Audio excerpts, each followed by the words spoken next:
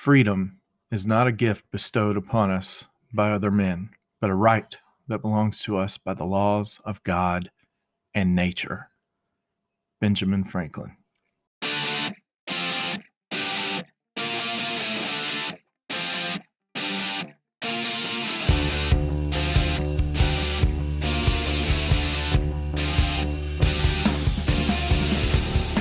You're now listening to Carolina Conservative.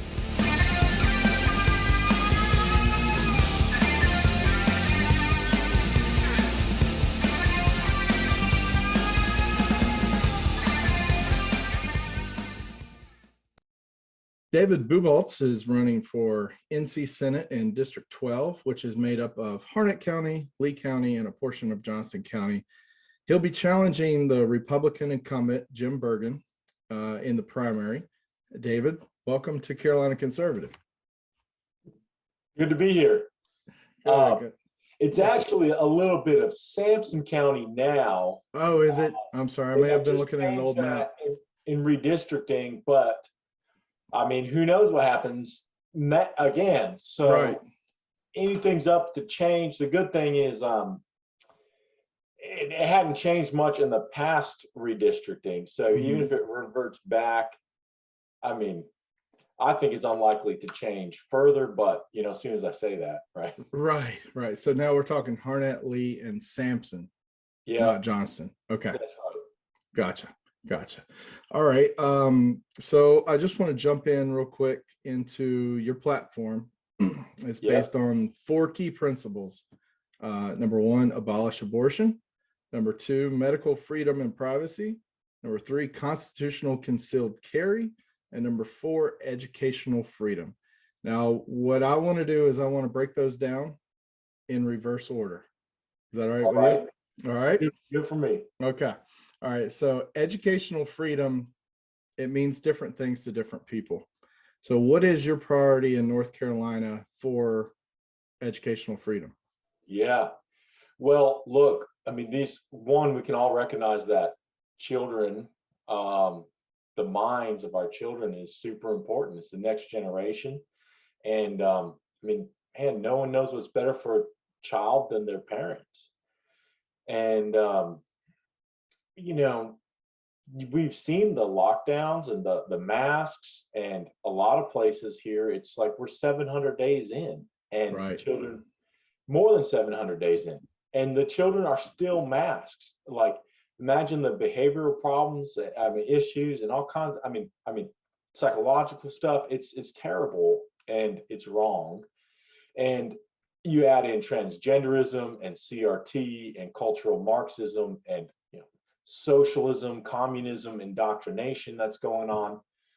And you look, I've sat in a number of school board meetings, and you see angry parents, and where does it go? Like, it's just like deaf ears. I've literally seen people walk out of the room while people are talking, and while parents are trying to speak, they just have left. And what's the answer to all that? Well, the government has a monopoly on education. We're conservatives, we're libertarians. We know that competition always roots out the best. And when we've got a monopoly on things, it tends to be the worst of the situations. And that's what we're seeing with education.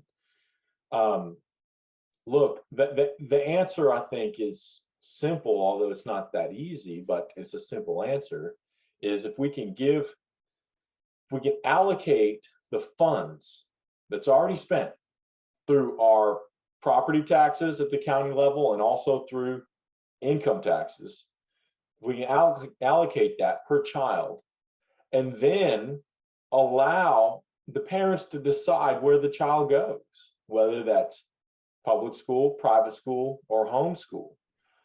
It would enable parents to be able to make the best educational choice for their child.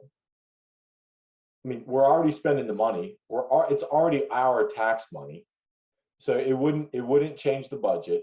But what it would do is it would enable parents and families to send their kids to a school that they feel properly services them best.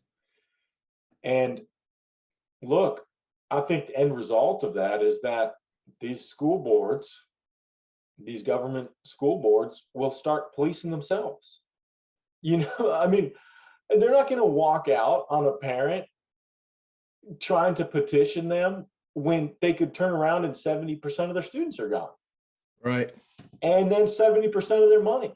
And so, look, you can ban the word CRT. You can ban the words Marxism, but the ideas are there. The people who are pushing that are still there.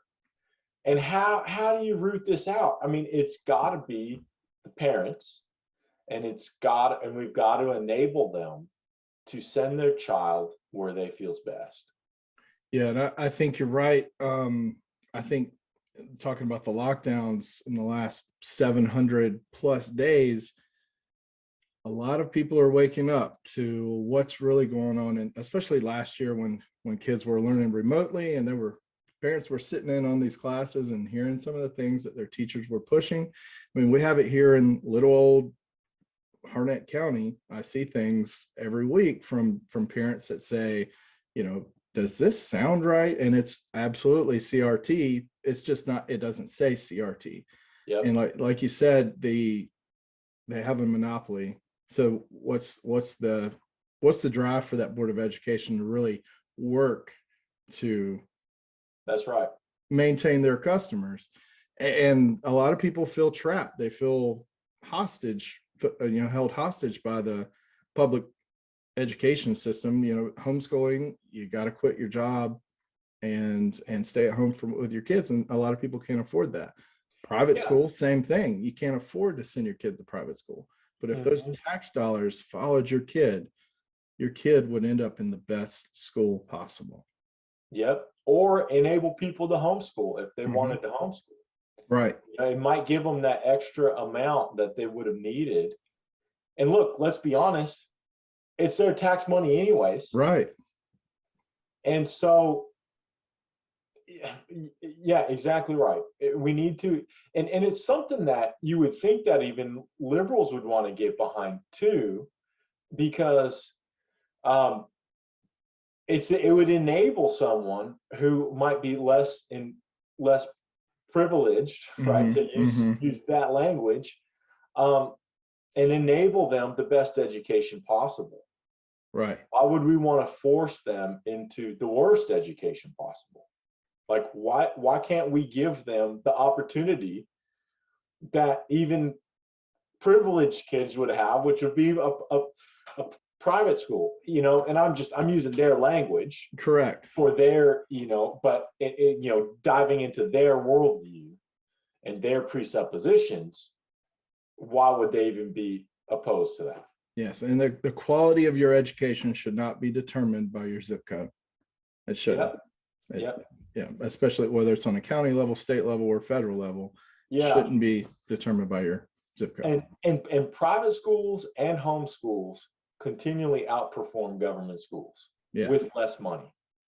Yes. Why? Per pupil spending does not mean you're doing a good job. Exactly right. And why? Because there's competition, there's motivation, there's drive, there's all kinds of things. Now look, there's probably some really good public school teachers. My mom was a high school math teacher at the largest high school in California, and she started in being math teacher, and then went through administration, was a principal and all that. So I've got some understanding and background of the public school system, and or as it really is a government school system. Right. And that's it. That's the mainstay of that part of the platform, is enable parents to make the best decisions for their children with the money that they're already paying and is already allocated for that child. Absolutely. I think giving people options certainly increases the chance of a good outcome for majority of kids out there. All right, so moving on to number 3 on your platform, constitutional carry. So first off, I'm going to read the Second Amendment, and then I'll ask you a question. So the Second Amendment states, a well-regulated militia being necessary to the security of a free state, the right of the people to keep and bear arms shall not be infringed. Shall not. Pretty clear, right? Shall not be infringed. Right. So how is the right to bear arms currently being infringed by North Carolina and many other states across the country? Well, where do we start? Right. So, I mean, I want to start from the angle of, like, these are our rights given to us by God. Correct. They don't belong to anyone else. We don't need permission from anyone else. They're already ours. And so we've got to look at it from that angle. And there's been a whole series of infringements. And I mean, basically, I'm so sick of Republicans and conservatives from playing defense and trying to, like, figure out what rights can we lose the slowest. Right. And instead of doing what we need to be doing is gaining back the ground of the rights that we've been infringed upon. And look, this whole defense game, like look at the bump stock stuff. It's never about bump stocks. It's about a 3-letter agency redefining terms outside of Congress to further infringe on our rights. So, like, look, we should never have given that up. We should never have seceded that ground. Look, you read the story to your kids, you give a mouse a cookie, and then they want a glass of milk. You know what I'm saying? Right. Like, it's like they're never going to be satisfied. And the more and more you appease them, the more and more they're going to take. And so stop appeasing them is what it is. You hold the line, and then you start demanding our rights back. The first thing and the most egregious thing we have here in North Carolina is a pistol permit. There's a pistol permitting system, and then there's a concealed carry system. And man, they are rooted all the way back to Jim Crow. Mm-hmm. And so, you know, like I said before, I'm completely against CRT and cultural Marxism and all that, but let's not let that stop us from recognizing when there actually was and is racist laws that need to be changed. And so these pistol carry permits, make no mistake, were designed to prevent Black people from defending themselves. And that's wrong. And like all tyranny, you start out marginalizing a certain people group, and then it grows to more and more and more people groups. And now 100 years later, we've got all people groups marginalized by this concealed carry law. And so, look, we have our rights. This is how it works in North Carolina. You want to buy a pistol? You can buy a rifle. You don't have to ask permission. Okay, you want to buy a pistol? Oh, can't do that. You have to go ask the sheriff. And he'll say yes for $20 or $90 or whatever your county is. And then, so you get that pistol. Now you can carry it openly. But if your shirt, glances over it, you're now carrying it illegally. You cannot carry it concealed unless you go back to the sheriff and say, Sheriff, pretty please, can I now have the right to carry this pistol with my shirt over it? And he will say yes for $20 or $90 or whatever it is. Right. And we're a shall issue state, so he has to say yes.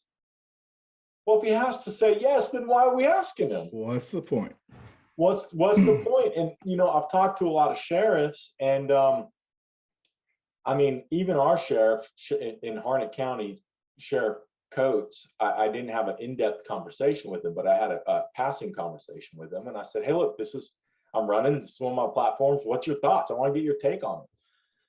And he said, well, it's nice to know who's carrying. Well, why? Why do you have a right to know? He doesn't have a right to know.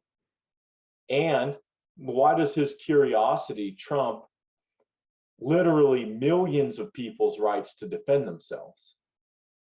I mean, it's just absurd. So, another argument against it is, and he said this too, is look, we want to keep guns out of bad people's hands. Well, look, it's already illegal for a prohibited person to buy or purchase or own a gun. It's already illegal. And look, if you had a gun illegally and carrying it open, which you would be able to, or a rifle or whatever, is this $20 and permission from the sheriff going to stop someone who's intent on something really bad, doing something really bad?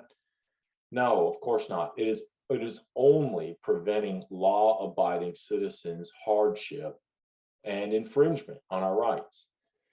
And I mean, and again, going back to this Jim Crow stuff, it's absurd that this is on our books. And look, these laws are all across the South, and you don't think that this can be weaponized against you? I mean, it already has been. Like when MLK's house was firebombed, he went to go buy a pistol to defend himself, and the sheriff said no. Right. So, look, you don't think that can happen to you? I mean, it's happened.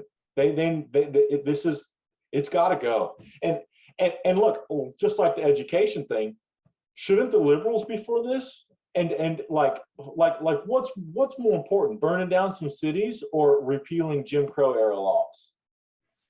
Like what's going to be more effective at preserving the rights of all men here? Right. And like you said, you shouldn't be able to, the sheriff or whoever shouldn't be able to get in between you and your rights. And I did the concealed carry class last year before. And luckily I live in Harnett County, so it was a pretty fast process, but fast was maybe 2 months, 3 months. My father-in-law lives in Wake County, took the class at the same time. He had to wait for, I think, 7 months to even go get his fingerprints and background check started with Wake County. And then it was another month or so after that. So it was almost a year after he took the class before he was able to actually get his concealed carry permit. What if you have yeah, exactly. A year of not being able to defend yourself, right, is criminal. It's wrong. Now look, North Carolina, I say constitutional carry because I believe it is constitutional. Now, it's worth noting that North Carolina's Constitution, our version of the Second Amendment, explicitly exempts protections against pistols. So it's and you know why? Because it's all Jim Crow stuff. Right. So they're saying, they're worried about Black people being upset at them being oppressed. Right. Which, maybe they should have been oppressed, right? Because that's the whole reason of the Second Amendment, because it stops people from being able to oppress you. So the first thing they try to do is take your guns. And look, they did it. And it's wrong. And so even though it's in our Constitution, I still say it's constitutional carry for two reasons. One, it's still our rights by God. Also in the North Carolina Constitution, it then says, well, nothing in here can go against the federal Constitution. So there's an internal conflict in the North Carolina Constitution, and the federal Constitution's clear. Mm-hmm. And so, yeah, it's constitutional carry. And that's also what people know it by, too. That's what other states have passed these laws by. There's now 21 states that have constitutional carry. So it's not even like we're an experiment. I mean, we are lagging behind. Yeah, absolutely. So, absolutely. Everyone, all the bad things that people said was going to happen didn't happen, right? And if they would have, you would have heard about it. And I'm sure all of these states, just like North Carolina has, for, when you go to buy a rifle, you still have a background check done. There's still a Yeah. background check done. It would still happen with any pistol purchase, just like any other state. I'm not sure what your stance on background checks is, but it's a pretty quick process. Yeah. Understand. Moving on. Anything else you want to say on that topic? Yeah, just that, that's the one target that I think we should go for. But look, I'm for all of our rights. Like, I agree. NFA is unconstitutional. The Gun Control Act is unconstitutional. The '86 ban by Reagan banning machine guns was unconstitutional. Look, I'm from California, unfortunately, right? But I'm like an exile from a communist country. I know the dangers of this. Right. I mean, you look at other countries right now, the last 2 years, the only thing keeping us, because of our leadership, keeping us from being Australia is the Second Amendment. Exactly. Look, I read some stats. Now, I confirmed it through 2 different spots, but it's just like, it's hard to believe, it's unfathomable. But according to these places, there's 400 million guns in the United States citizens' hands. Now, that's really not, that's a lot of guns, but it's there's 350 million people. Right. If everyone's, and if gun owners have more than one gun, then you're there. Mm-hmm. And then you add up all the guns in the hands of governments in the entire world, talking police and military, including our own, and it's somewhere around 200 million guns. Wow, that's an amazing stat. So United States citizens have twice the amount of all the guns in the government's hands in all of the world. And you wonder why we're not Australia. That's it. That's the only reason. That's right. That's the only reason. And we have to stop playing defense. We need to gain background. First, we got to go for constitutional concealed carry. Then we got to do something like Hearing Protection Act. Then we got to go start repealing the '86 ban. We got to start doing the GCA. We got to repeal the NFA. Hey, look, the NFA, like, it depends how far you want to go into this. Go ahead. But like, again, I got to be careful because I'm going off of like memory here. So if my facts aren't right, guys listening, forgive me here. But look, Miller, who got challenged in the 30s and challenged the NFA, a guy named Miller versus someone else, I forget. And he had a sawed-off shotgun. And it went all the way up to the Supreme Court. The guy was not a good person, was even arrested for some other thing, and then didn't even show up to defend himself in a court case that would solidify the NFA for us almost 100 years ago. And you know what the court said? The Second Amendment, at the time, a sawed-off shotgun was not used in any military in the world. So it was not protected under the Second Amendment. So they literally defined the NFA as only protecting guns that the military would have. And the sawed-off shotgun was not used in the military, so yeah, you're going to jail, Miller. But apply that to today. Right. That's the Supreme Court precedent on the NFA. So I should be able to have a machine gun based on that logic. Based on that case. Yeah. That's exactly right. Yeah, that's the thing. It's so they always go back and forth with they always want to say assault weapons or assault style weapons, but they can't even define what an assault weapon is. Yep. So yeah. Well, moving on to your next tenet, which is medical freedom. So if the past 2 years have taught us anything, it's that medical freedom is of critical, immediate importance. what can be done in North Carolina to protect our medical freedom and privacy? Yeah, well, lots of things. One, I mean, where do we even start? One, the guy I'm running against is Jim Bergen, who is the chair of the health committee in the Senate.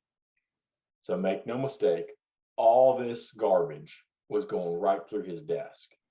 So if you think he's protecting your rights, absolutely not. And, here's an example of that.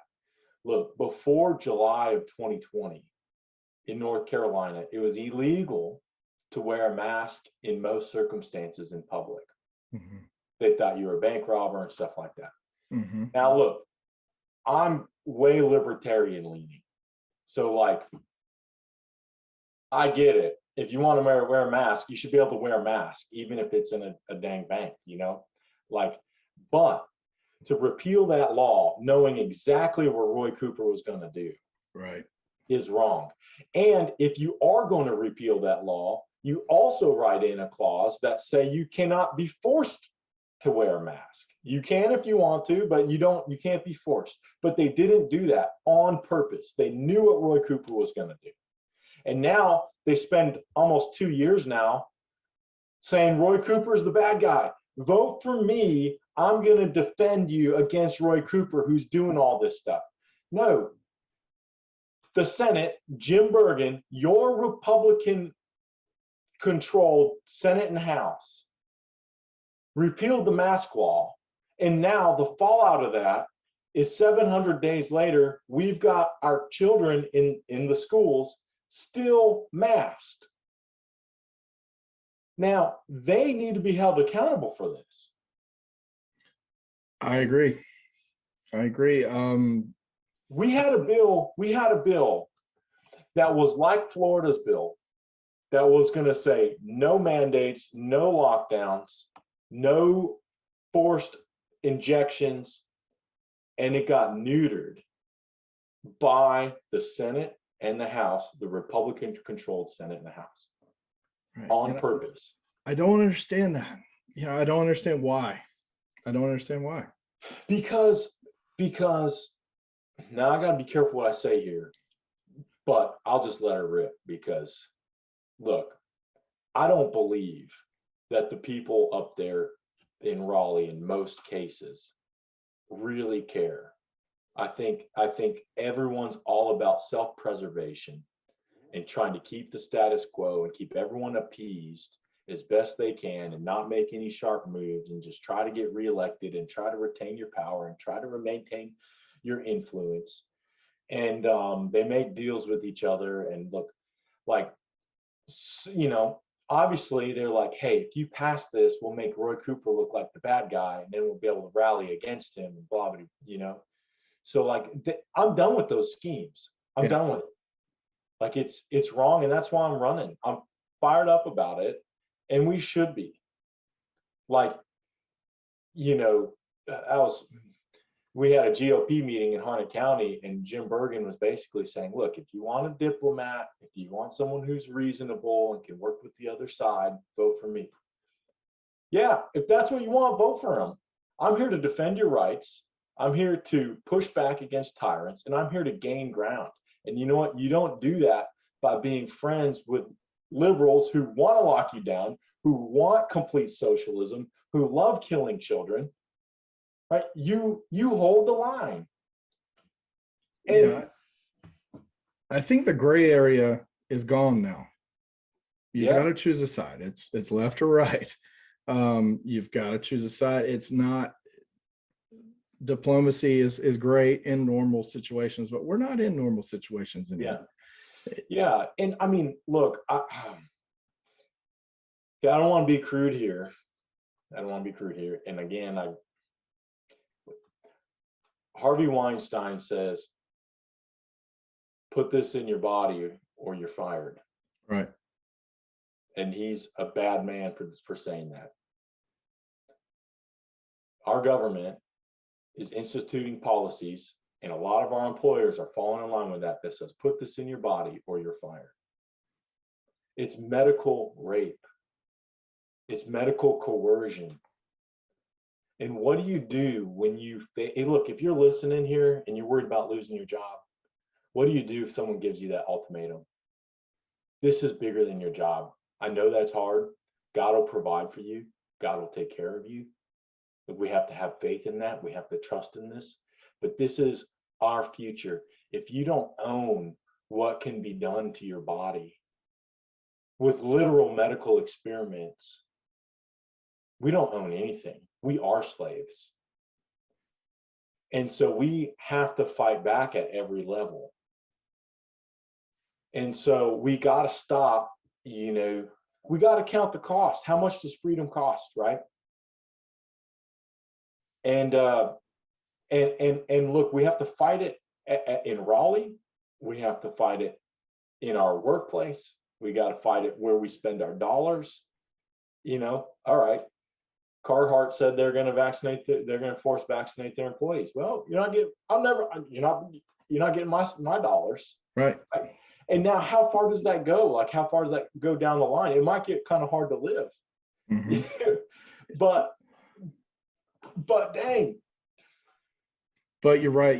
And that's a good point. You have to, when you have the opportunity to support a company that's doing the right thing over one that's not, you've got to make that, even if it's a few extra bucks, make that choice. Yep. And look, it sickens me that anyone even has to be in the position to make that decision, because our government should have been protecting our rights and they didn't. Jim Bergen didn't. He was complicit with this. And so now people, Harnett and Lee County, you're faced to make this decision to retire early if you're a nurse or you lose your job or whatever, or you're with a large company. Like, how wrong is it that we had a bill that would have protected you, but that language got stripped out by our Republicans, and now you're faced to have to make this stand alone on your own ground here? And so that's why I'm running. This is all really critical.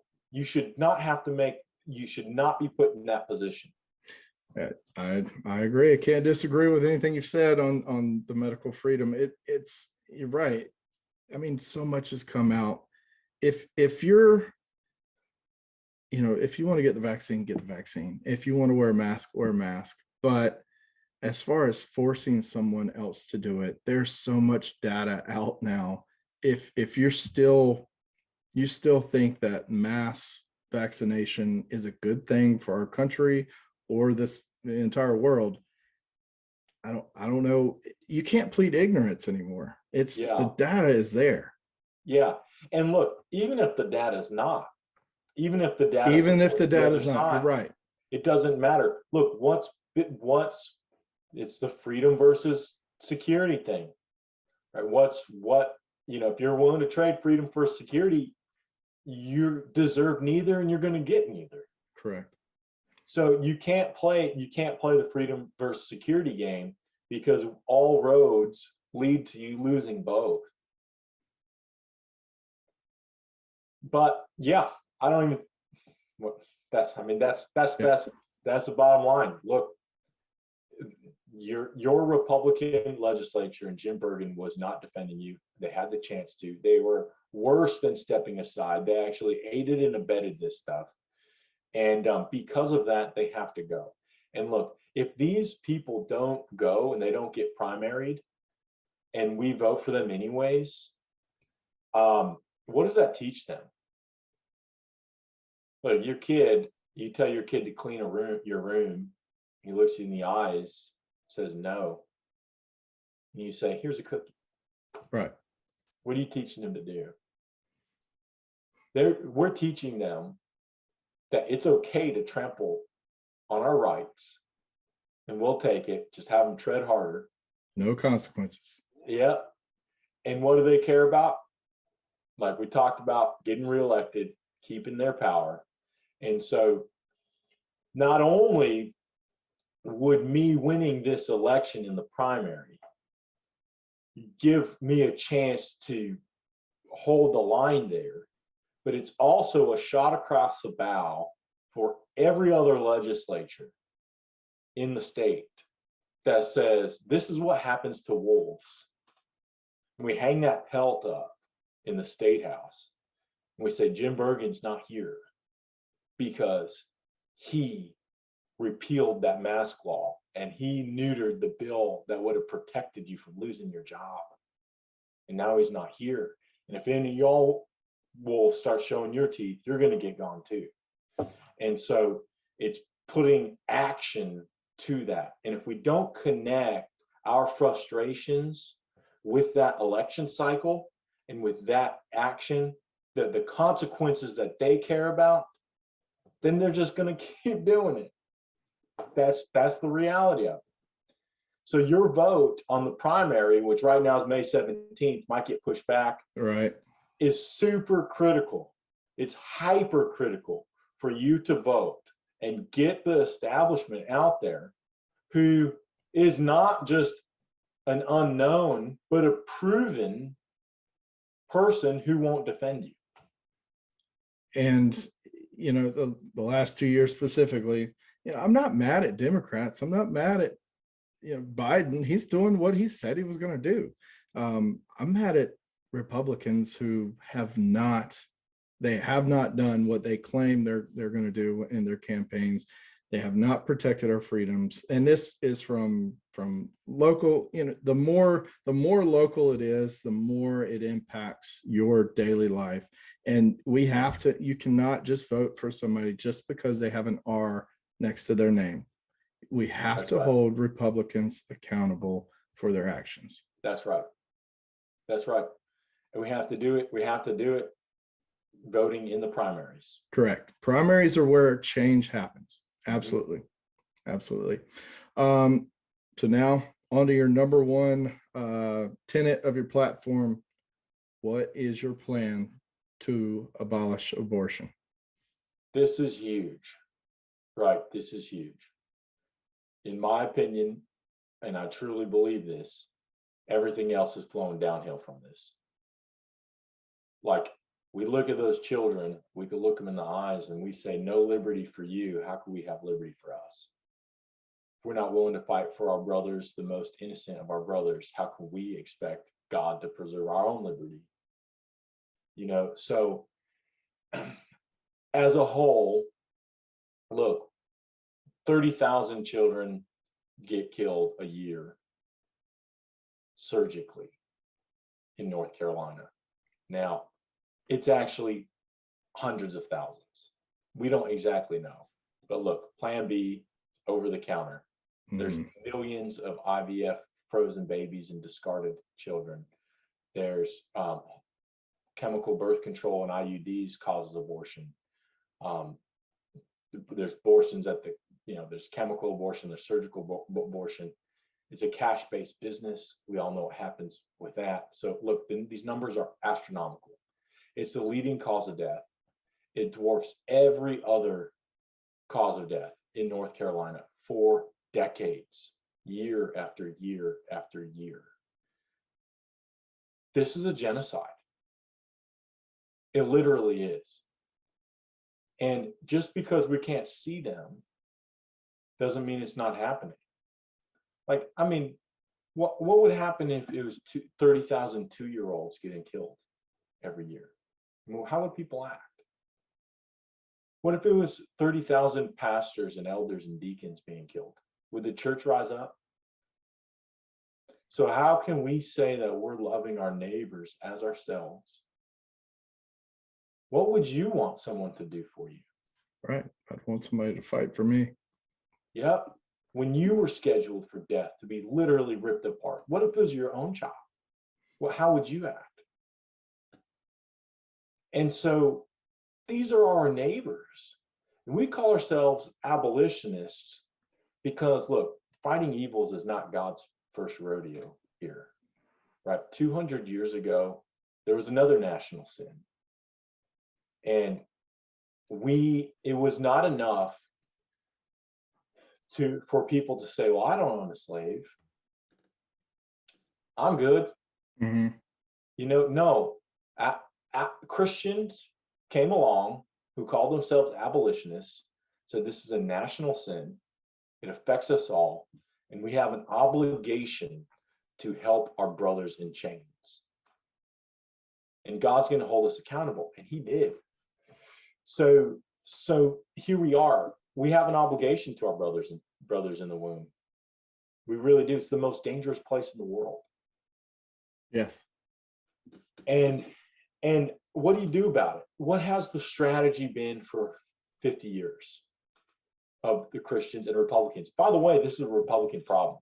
So when Roe v. Wade was decided, there were 7 Republicans on the court and 2 Democrats.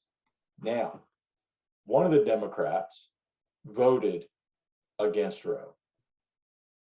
So we got Roe brought to us by the Republican Party. Now, Planned Parenthood versus Casey, even a worse decision than Roe. I think it was 1992, somewhere around there.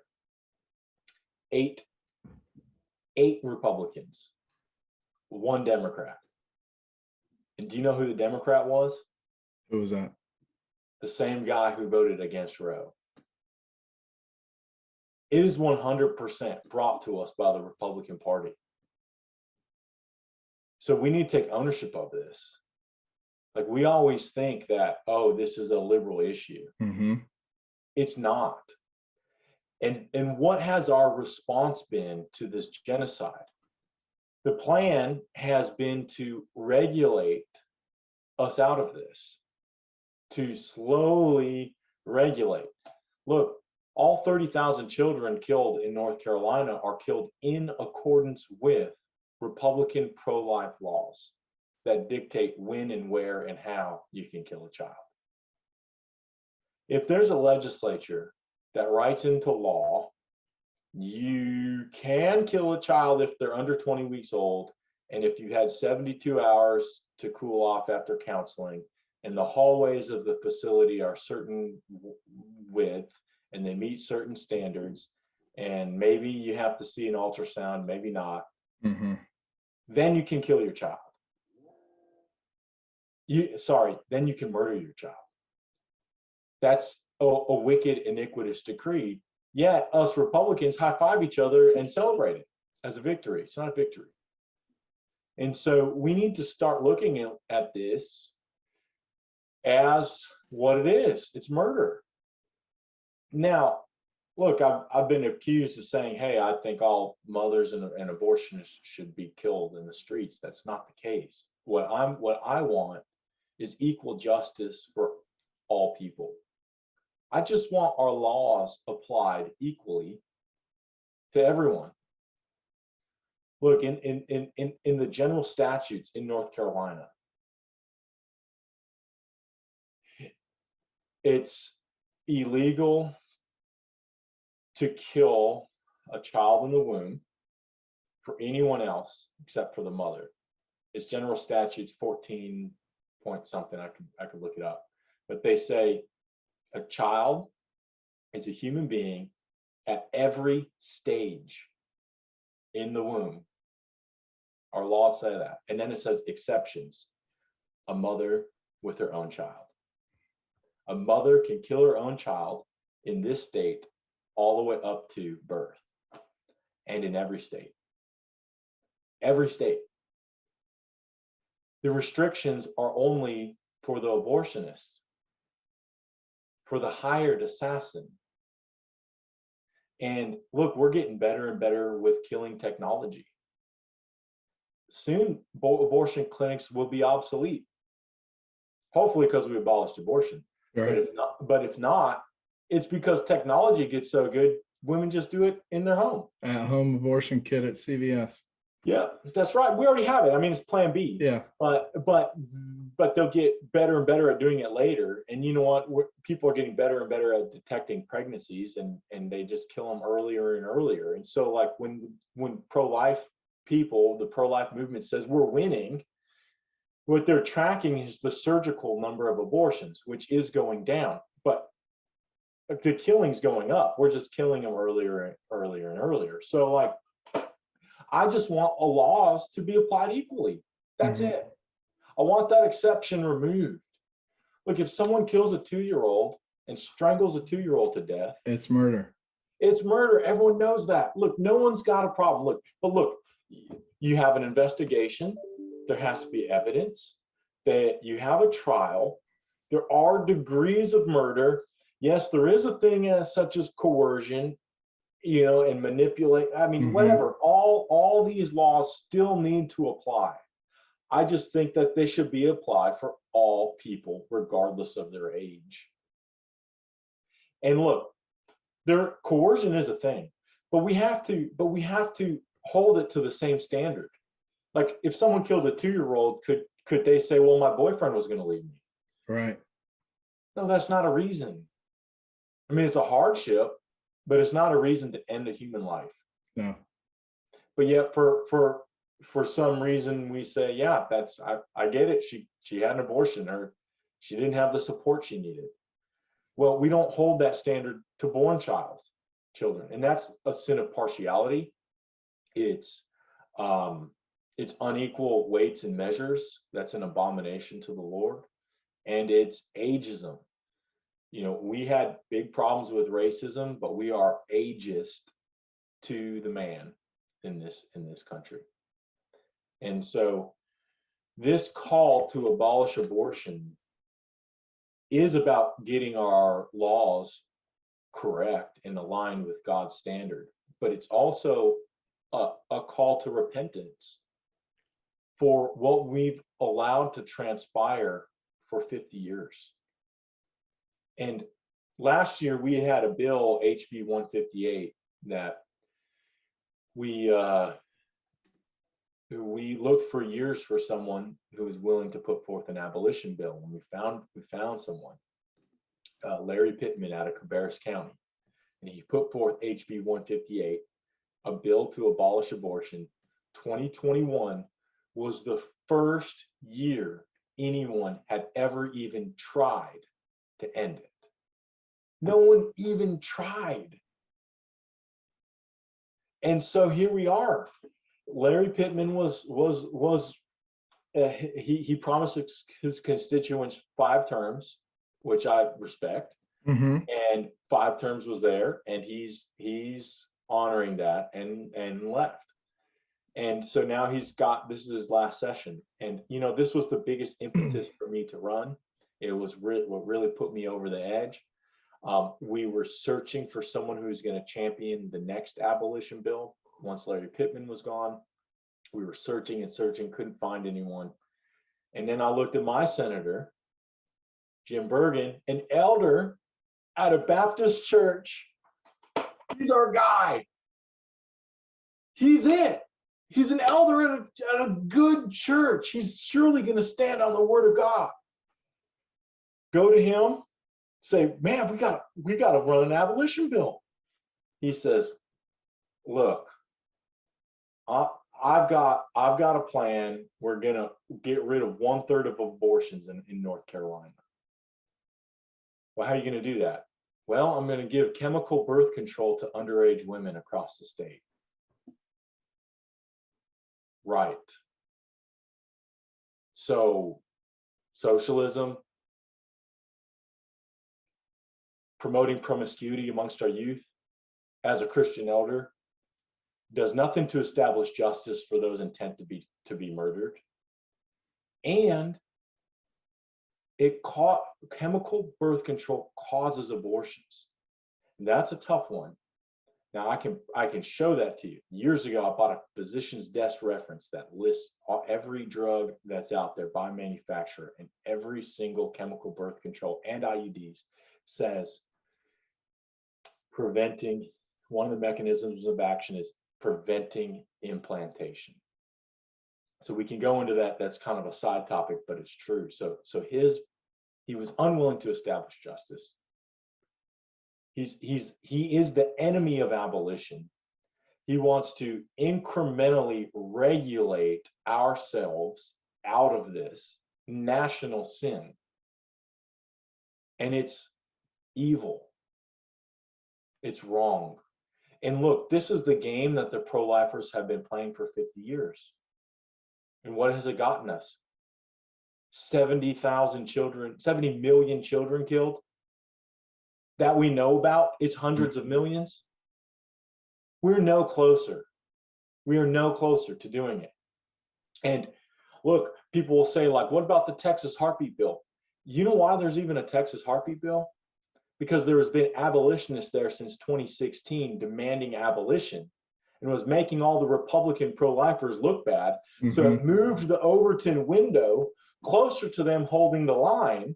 It's still not right because it abandons all the children without heartbeats. But they moved that Overton window, which is good. And we would never vote for that bill because it still prescribes killing children. And we're not going to compromise until that Overton window defends all children. And it's a righteous law. And so you get there by holding the line. Now, look, do not confuse immediatism with overnightism. It took William Wilberforce 18 years. It took much longer that for the abolitionists in America. This could take time, but at every turn, we are calling for total and immediate abolition and accepting nothing less.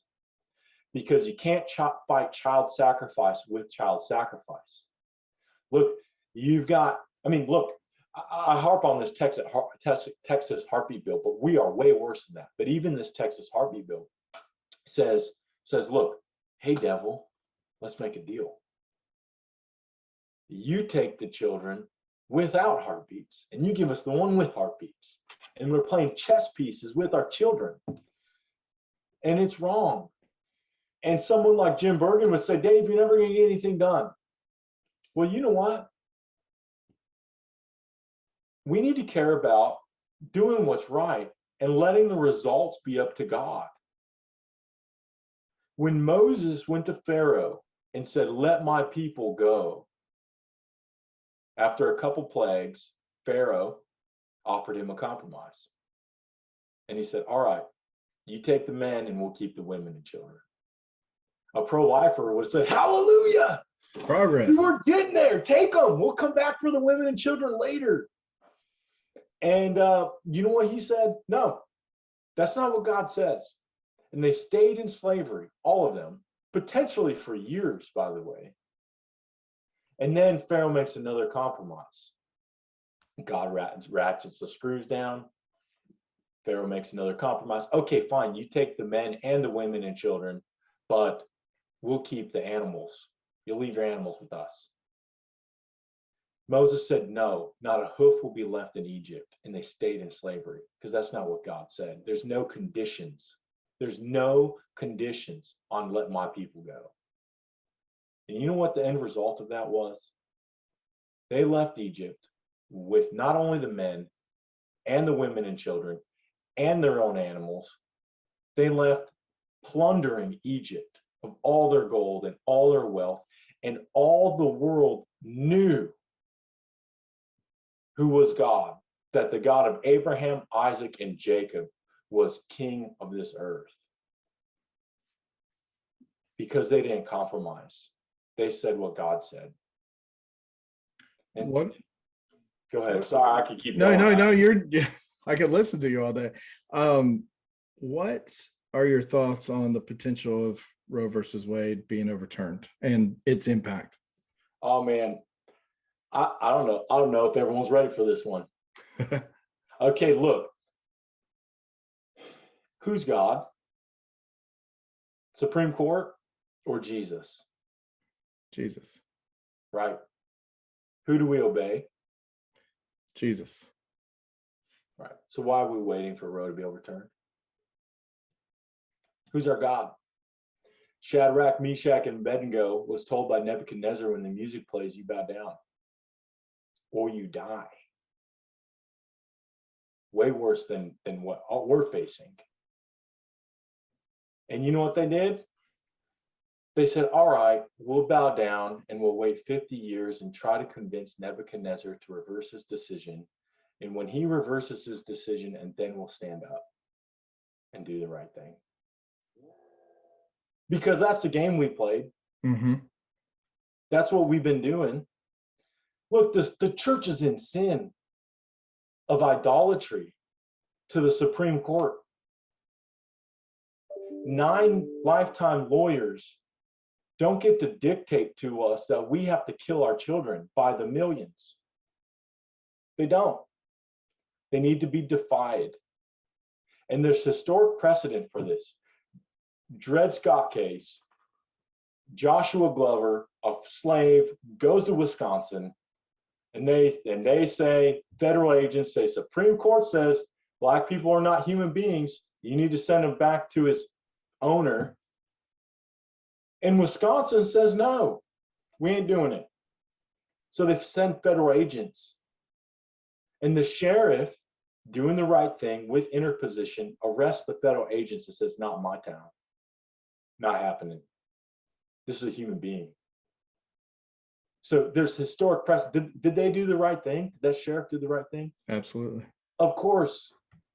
Why don't we do it for our children? Look, we defy the we defy the feds for marijuana, a plant.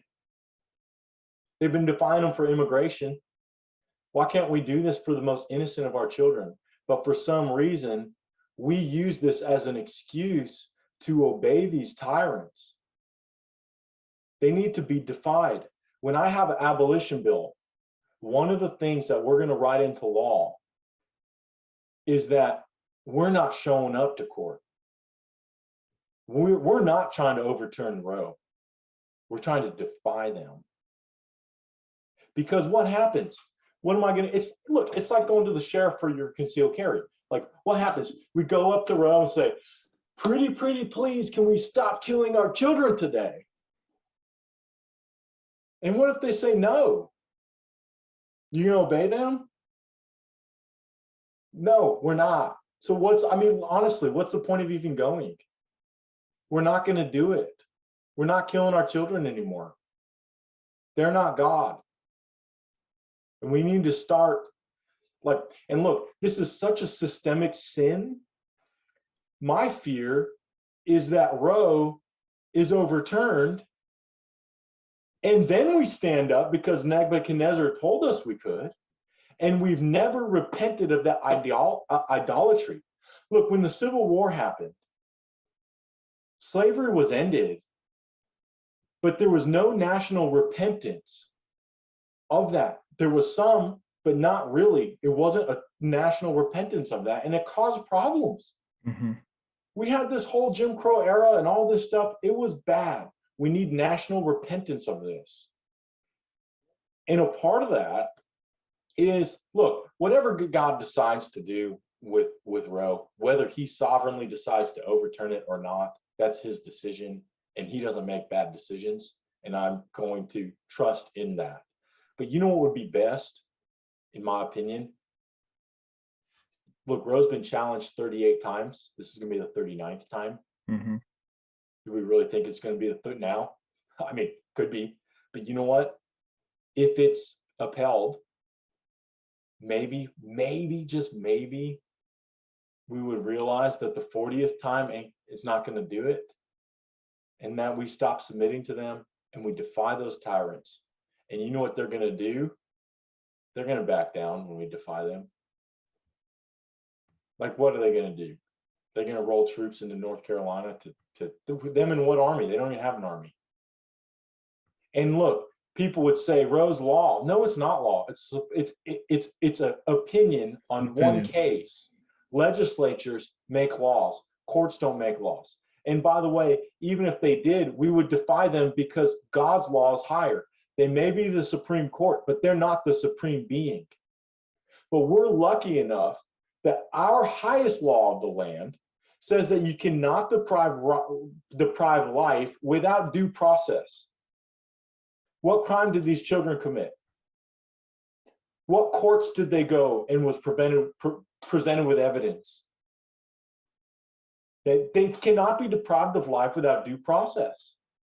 And so we have the right to life already in our Constitution. Look, they had to have the 13th, 14th Amendment to overturn slavery, because slavery was constitutional. It wasn't right by God. Right. But they needed that to make things right in the Constitution. We don't have that problem. Like, the Constitution's on our side. It's the courts who are illegal. They're the lawless ones, not us. So defying Roe is defying the lawless tyrants.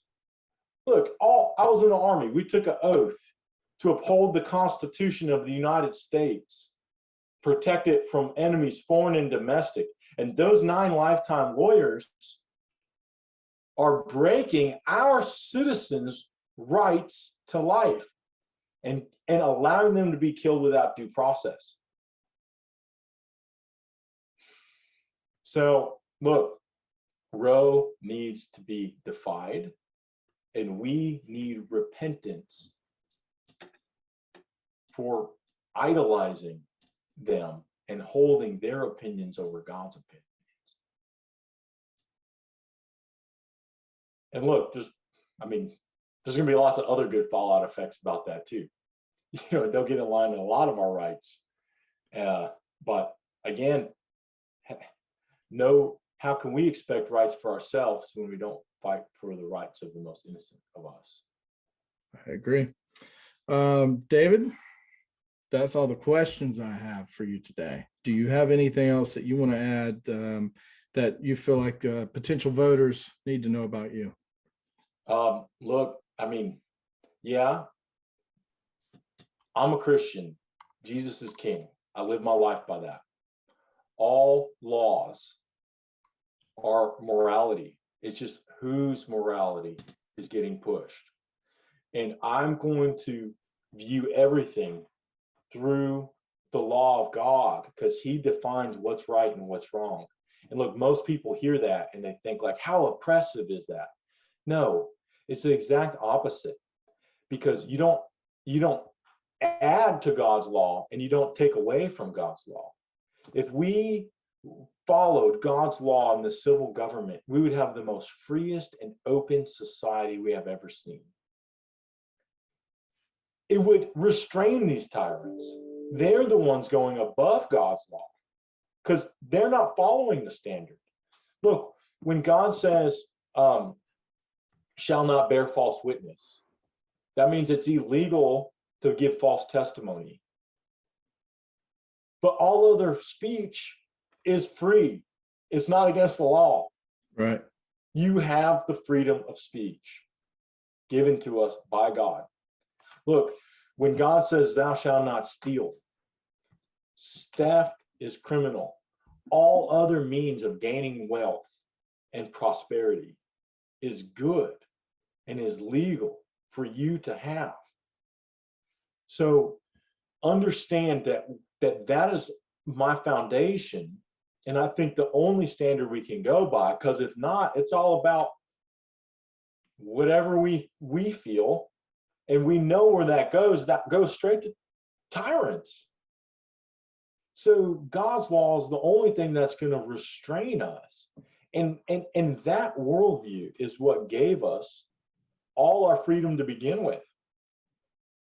So it's, when I say these things, it is back to our roots of being free and being free men with rights given to us by God, which need to be protected because the government has no authority to step outside its bounds and abridge those.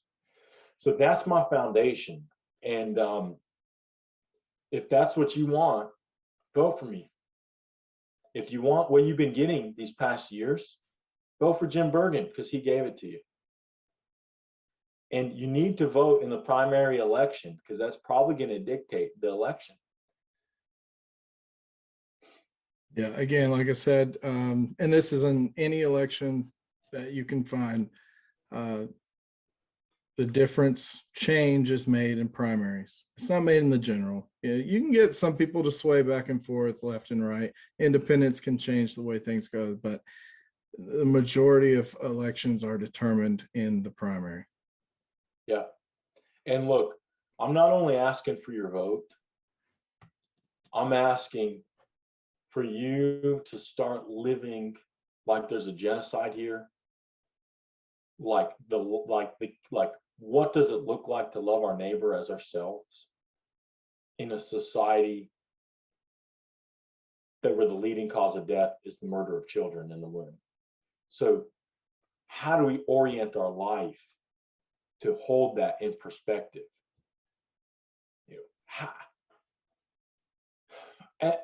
we have to live like, look, our rights through medical freedom are being eroded. We have to recognize this and say the time to stand is now. We don't have later. This is the peaceful option. We need to stand now and correct this course. And we all need to stand together. That's right. I mean, you look at what's happening in Canada right now. The great. truckers are making a difference because they have had enough, and they organized, and they're making an impact on the world, not just Canada, on the world. It's great. It's absolutely fantastic. And you're absolutely right. We need to stand together. We need to band together. But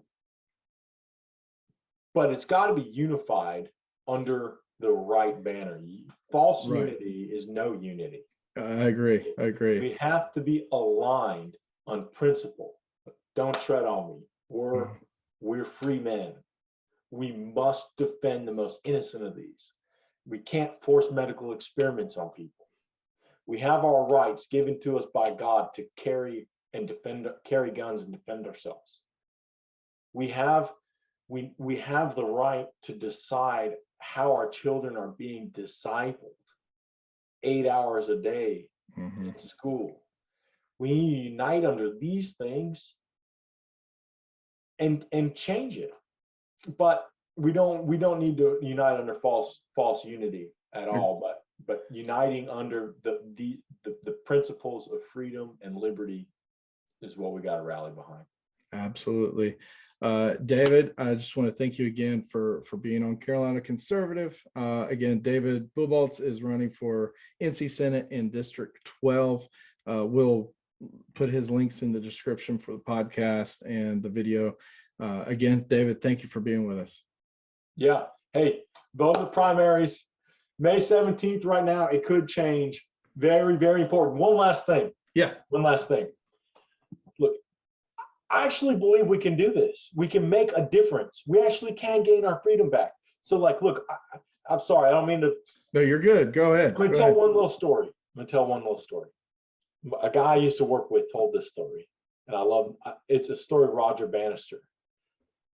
He was the first guy to run the 4-minute mile. Right. Everyone told him it was impossible. His heart would explode. He ran the 4-minute mile. The next year, 5 or 6 other people did it. Right. They all could have done it. We can take our liberties back. What we need to do is just do it.